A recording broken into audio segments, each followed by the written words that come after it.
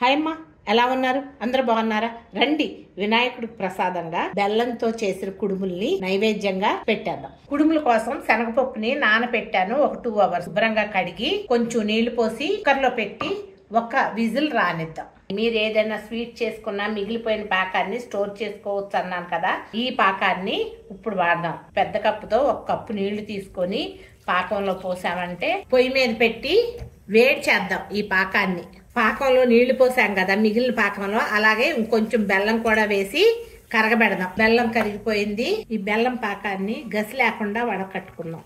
ఉండ్రాల కోసం 1 కప్పు నీళ్ళకి 1 కప్పు బియ్యం పిండి ఉండ్రాల కోసం వేసేసుకోండి. బెల్లం నీళ్ళలో ఉండలు లేకుండా తిప్పుకోండి అమ్మ. దగ్గరికి వచ్చేసింది కదా ఉండ్రాల పిండి. స్టవ్ ఆఫ్ చేద్దాం. శనగపప్పును కూత రానిచ్చాం కదా, ఇప్పుడు ఈ శనగపప్పుని వడకట్టుకుందాం. వడకట్టిన శనగపప్పుని ఈ ఉండ్రాల పిండిలో వేసేసుకుందాం. ఒకసారి కలపండి.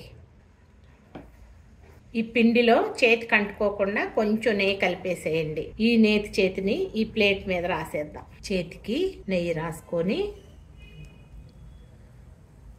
ఇలా బెల్లం ఉండ్రాలని చేసేద్దాం.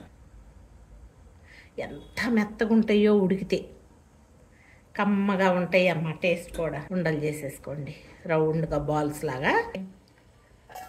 కింద నీళ్లు పోసాము, అలాగే ఒక ఖాళీ ప్లేట్ పెట్టాము. పైన ఈ ఉండ్రాల ప్లేటు పెట్టేస్తాం. హై మీదే పెట్టండి, ఫ్లేమ్ పైకి రావు. మూత పెట్టేసేయండి. కమ్మటి ఉండ్రాళ్ళు వినాయకుడి కోసం చేసేద్దాం. చూద్దాము.